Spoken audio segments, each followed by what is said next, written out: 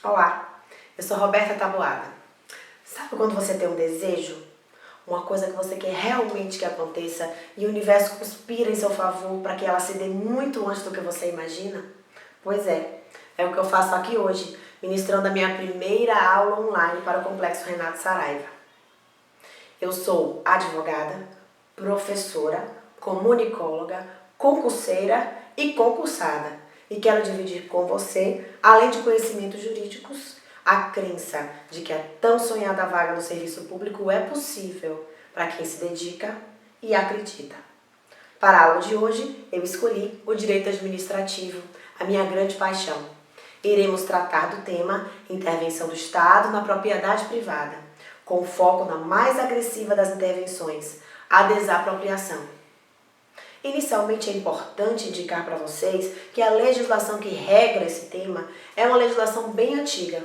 Só para você ter uma ideia, o decreto 3365, que regra a desapropriação por utilidade pública, é uma lei de 1941.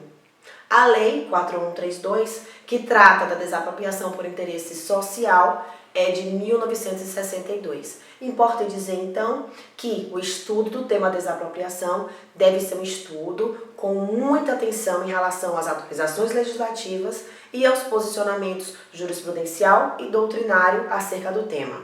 Para os 10 minutos de hoje, eu escolhi tratar dos conceitos principais para que nós tenhamos uma visão ampla da matéria.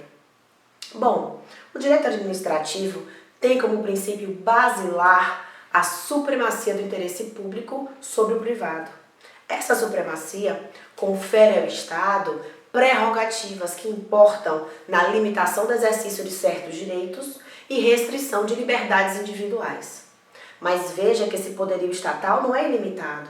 Ele vai ser cerceado, contemporizado por outro princípio não menos importante, o princípio da indisponibilidade do interesse público, que determina que toda vez que o Estado agir, ele deverá fazê-lo sempre com o fito de realizar o interesse da sociedade.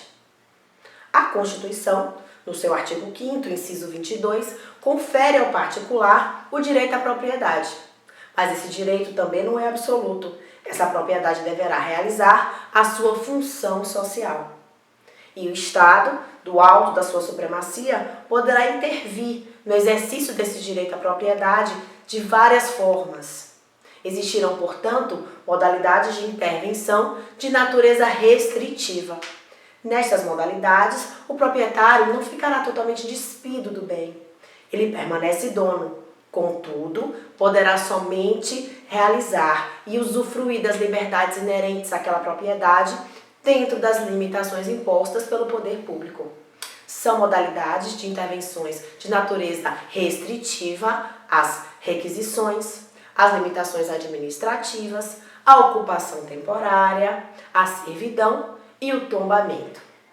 Já a desapropriação, por outro lado, é uma modalidade de intervenção de natureza supressiva.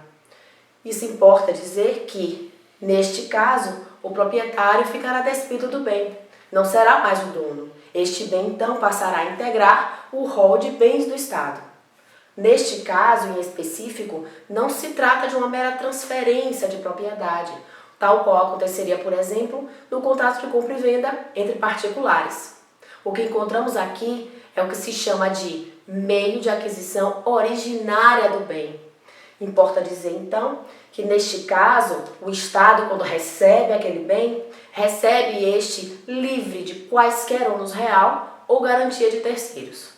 Mas então, por exemplo, o que aconteceria com aquele que tem uma garantia hipotecária? Este deverá subrogar o seu valor à indenização que será paga ao proprietário originário do bem. A Constituição Federal, também no seu artigo 5º, inciso 24, determina que a lei definirá o procedimento para a realização da desapropriação. Contudo, este inciso indica 2 requisitos essenciais para o procedimento.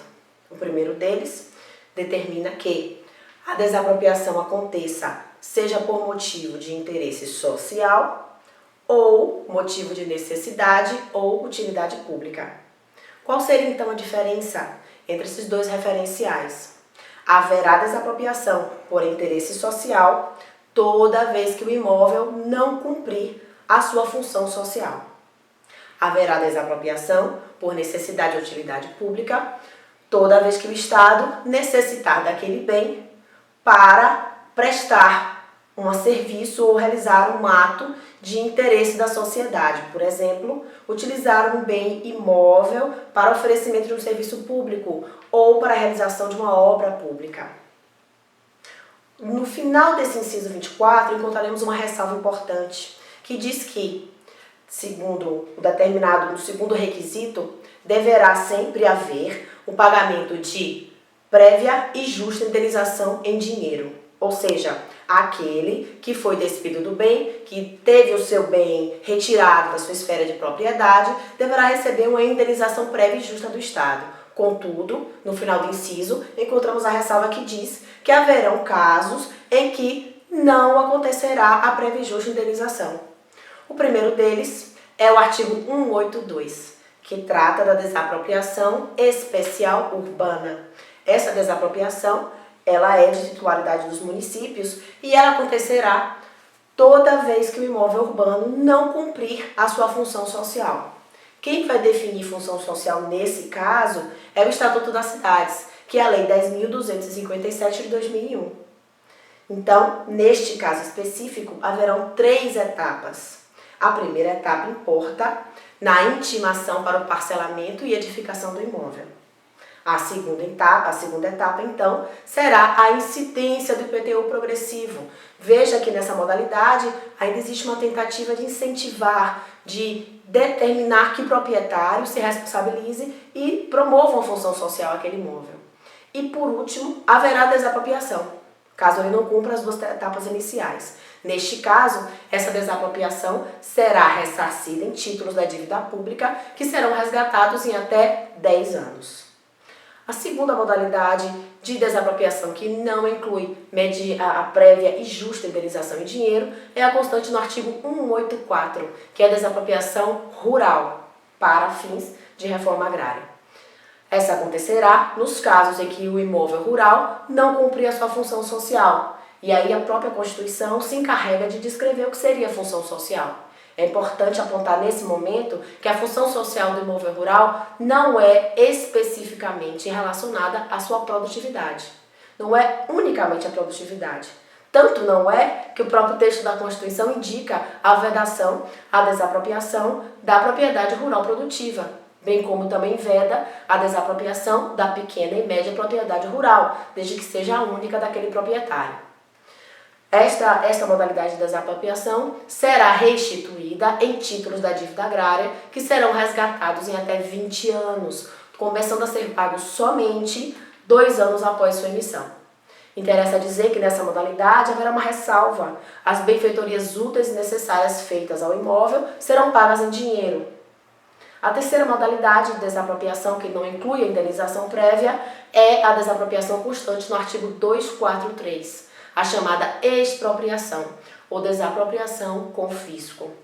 Essa modalidade acontece nos casos em que aquele imóvel, aquele bem, estava sendo utilizado para a plantação de psicotrópicos. Nesse caso, o proprietário não recebe qualquer tipo de ressarcimento, tá? Os bens móveis integrantes daquele terreno, por exemplo, serão utilizados em ações de combate ao tráfico de drogas e substâncias ilícitas. E o imóvel será utilizado para o assentamento de colonos, especificamente relacionado à questão da reforma agrária.